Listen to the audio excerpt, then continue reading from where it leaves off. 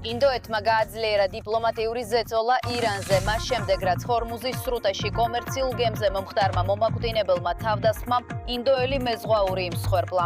ირანმა ინდოელი მეზღვაური მოკლა, რის შემდეგაც ინდოეთმა დაარღვია ნეიტრალიტეტი და ჰორმუზის სრუტეში მომხდარი თავდასხმა თეირანთან პირდაპირ დიპლომატიურ დაპირისპირებად აქცია. ამ სამშაბათს 2026 წლის 14 ივლისს ნიუ-დელიმ ირანის მისიის ვიცე-ხელმძღვანელი გამოიძახა და ოფიციალური პროტესტი წარუდგინა. მას შემდეგ, რაც ირანული ფრთოსანი რაკეტები არაბთა გაერთიანებული საამიროების თავდაცვის სამინისტროს ინფორმაციით ჰორმუზის სრუტის სამხრეთ ნაწილში ომანის ტერიტორიულ წყლებში ნავთობტანკერებს MT Al-Baharia და MT Mombasa მოხვდა. ჰორმუზის სრუტეში ორი არაბთა გაერთიანებული საამიროების დროშის ქვეშ მცურავი გემი დაექვემდებარა თავდასხმას. მათ შორის იყო Al-Mombasa და მეორე Al-Bahia. Al-Mombasაზე თავდასხმისას ინდოელი მეზღვაური დაიღუპა და კიდევ 6 დაშავდა. ეხლა ინდოეთის მთავრობამ საგარეო საქმეთა სამინისტროს მეშვეობით დაიბარა ირანის მთავარი დიპლომატი, მისიის ვიცე-ხელმძღვანელი, ვიცე-ელჩი და ოფიციალურად გამოთქვა ძლიერი პროტესტი. მკვეთრი დიპლომატიური ნოტა გადაეცა მას ამ თავდასხმასთან დაკავშირებით. ინდოეთმა დაიცვა თავისუფალი ნავიგაცია ჰორმუზის სრუტეში და განაცხადა, რომ კომერციულ გემებზე არ უნდა განხორციელდეს არანაირი თავდასხმა. სასარგებლოა გავიხსენოთ, რომ რამდენიმე კვირის წინ ირანის მთავარ დიპლომატსაც ანალოგიურად მოუხმეს, როდესაც ასევე ინდოეთის მოქალაქე, მეზღვაური, მოკლეს და სხვები დაშავდნენ. სხვა შემთხვევებშიც ჩვენ ორჯერ ანალოგიურად მოუხმეთ ამერიკის საელჩოს მისიის ვიცე-ხელმძღვანელს, მაგრამ დღეს დილით საგარეო საქმეთა სამინისტრომ მოიხმო ვიცე. ინდოეთის მთავრობის მიერ განახლებული ბალანსის მიხედვით ერთი მეზღვაური გარდაიცვალა და 10 ინდოელი დაშავდა, მათგან 2 მძიმე მდგომარეობაშია. ორივე გემზე იმყოფებოდა 30 ინდოელი ეკიპაჟის წევრი, სულ 46 ადამიანი ბორტზე. ცეცხლი უკვე კონტროლქვეშაა, მაგრამ დაღუპავამ შეცვალა ინდოეთის აქამდე თავშეკავებული პოზიცია ომთან დაკავშირებით და თეირანი დააყენა რეგიონში ეკონომიკურად, დიპლომატიურად და საზღვაო თვალსაზრისით მნიშვნელოვან ქვეყანასთან პირისპირ. ორივე ნავთობტანკერი ჰორმუზის სრუტის სამხრეთ მონაკვეთზე გადაადგილდებოდა, როდესაც მათ დაარტყეს.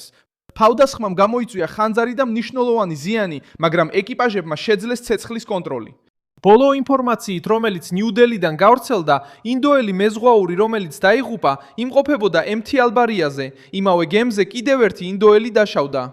MT Mombasაზე 9 ინდოელი დაშავდა, მათგან 2-ის მდგომარეობა მძიმეა. ინდოეთის მიერ გავრცელებულმა ინფორმაციამ განაახლა პირველი მონაცემები, რომელიც არაბთა გაერთიანებულმა საამიროებმა გაავრცელა და რომელშიც სულ 8 დაშავებული იყო მითითებული. ირანმა ოფიციალური პროტესტი გამოთქვა. აღიძრა შეშფოთება ინდოელი მეზღვაურის კვლავობისა და კიდევ 6 ინდოელის დაჭრის გამო. ბოლო დღეებში ცეცხლის შეწყვეტის დასრულებისა და ომის გამწვავების შემდეგ ჰორმუზის სრუტე, ირანი და ისეთი ქვეყნები როგორიცაა ბაჰრეინი, ქუვეითი და არაბთა გაერთიანებული საამიროები თავდასხმების სამიზნე გახდნენ. არსებობს დიდი ინდური დიასპორა, რომელიც მუშაობს არაბთა გაერთიანებულ საამიროებსა და დასავლეთ აზიაში. ასევე ინდოელი მეზღვაურები ყველაზე დიდი ძალაა სავაჭრო მარშრუტებზე, ჰორმუზის სრუტესა და სხვა კავშირითი პროექტებში. ყველაფერი დიპლომატიურად კარგად არ არის, ინდოეთი ცდილობს ხიდების აშენებას, თუმცა ინდოელი მეზღვაურები მუდმივად თავდასხმების სამიზნე არიან. სხვაობა აჩვენებს თუ როგორ შეიცვალა მონაცემები თავდასხმიდან რამდენიმე საათში. ირანის რევოლუციურმა გვარდიამ განაცხადა, რომ დაარტყა 2 სუპერტანკერს, რომლებმაც უგულებელყვეს გაფრთხილებები, გამორთეს ნავიგაციის სისტემები და სცადეს გაევლოთ მარშრუტით, რომელიც თეირანის მიერ აკრძალულად ითვლება. ჯგუფმა ოფიციალურად არ დაასახელა გემები იმ განცხადებაში, რომელსაც საერთაშორისო მედია ციტირებს. მიუხედავად ამისა, ირანული არგუმენტი აჩვენებს ზეწოლის მოსახდენად გამოყენებულ მეთოდს, ნავიგაციას.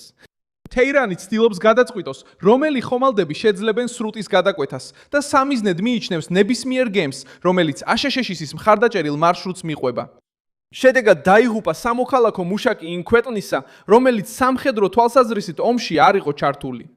ინდოეთმაც განაცხადა, რომ მისი წარმომადგენლობები არაბთა გაერთიანებულ საამიროებში თვალსადევნებენ დაჭრილებს და დახმარებას უწევენ ოჯახებს. ის ცხადყოფს, რომ ძველი სიფრთხილე აღარ შეიძლება გაგრძელდეს, როცა ინდოეთის მოქალაქეები კომერციულ გემებზე იხოცებიან. საგარეო საქმეთა სამინისტრომ ირანის საელჩოს მისიის ხელმძღვანელის მოადგილე ნიუ-დელიში დაიბარა და გამოხატა თავისი ძლიერი შეშფოთება მომხდართან დაკავშირებით. ინდოეთმა რეაგირება მოახდინა ჰორმუზის სრუტეში მომხდარ ინციდენტზე. ინდოელი დაიღუპა არაბთა გაერთიანებული საამიროების ნავთობის ტანკერზე თავდასხმისას. ამასთან დაკავშირებით საგარეო საქმეთა სამინისტრომ ირანის მისიის ვიცე-ხელმძღვანელი დაიბარა. გადავდივართ ადიტია რაჯკაუსთან. ადიტია, ინდოეთმა მკაცრად გამოეხმაურა ინდოელი მეზღვაურის გარდაცვალებას ჰორმუზის სრუტეში ირანის თავდასხმის შედეგად. საგარეო საქმეთა სამინისტრომ ახლა ირანის დიპლომატიური მისიის ვიცე-ხელმძღვანელი გამოიძახა. ზუსტად ასეა, ეს დიდი განვითარებაა ამ მომენტში, რამდენიმე საათში მას შემდეგ, რაც ინდოელი მოკლეს ირანის ბალისტიკური და ფთოსანი რაკეტებით განხორციელებულ თავდასხმაში სრუტეში.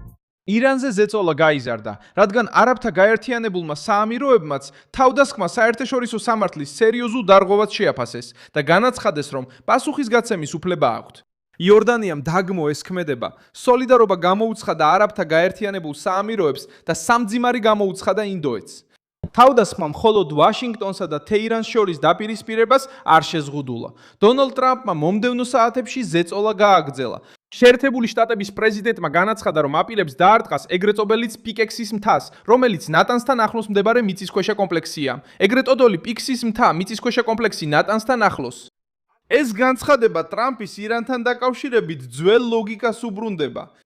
1988 წლის ინტერვიუში ის უკვე იცავდა თეირანის მიმართ მკაცრი რეაქციის აუცილებლობას და აღნიშნავდა კარგის კუნძულის დაკავებას იმ შემთხვევაში, თუ ამერიკელ მამაკაცებს ან გემებს თავს დაესხმებოდნენ.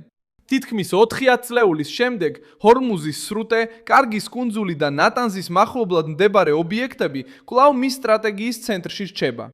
პიკეს მთა მასპინძლობს ღრმა და დაცულ გვირაბებს. მაგრამ მეცნიერებისა და საერთაშორისო უსაფრთხოების ინსტიტუტის მიერ გამოქვეყნებული ანალიზები მიუთითებს, რომ კომპლექსი ჯერ კიდევ მშენებლობის პროცესშია. მას ჯერ არ აქვს ოპერირებისთვის მზადყოფნაში არსებული ობიექტები და ამ ეტაპზე გამდიდრებული ურანის საცავად არ ითვლება.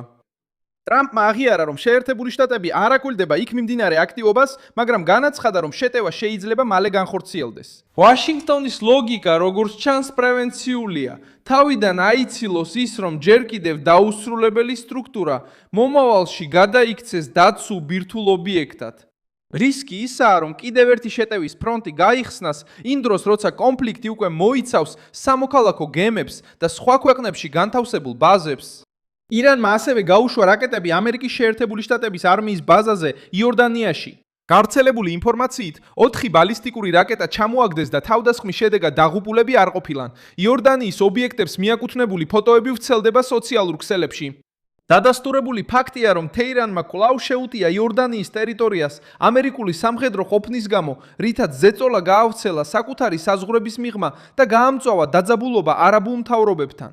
ბენიამინ ნეთანიაჰუმ დიმონაში ირანის ლიდერებს გაფრთხილებით უპასუხა.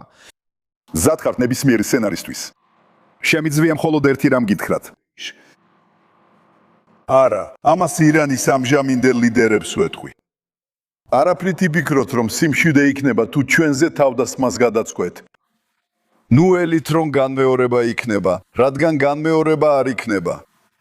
რაც მოხდა, საკმარისად ძლიერი იყო. ეს იქნება განსხვავებული პასუხი, ბევრად უფრო ძლიერი. დასრულდა დრო, როცა ვინმე გვიტევდა და ჩვენ სრული ძალით არ პასუხობდით. ჩვენ ეს გავუკეთეთ ბოროტების ღერც ირანში და გავაგრძელებთ ამის კეთებას ყველას მიმართ, ვინც ზიანს მოგვაგონებს. ისრაელის პრემიერ-მინისტრმა განაცხადა, რომ მის ტერიტორიაზე ახალი თავდასხმა უფრო ძლიერ პასუხს მიიღებს, ვიდრე წინა და რომ ისრაელი აღარ მიიღებს აგრესიას პასუხის გარეშე, უფრო დიდი ძალით უპასუხებს.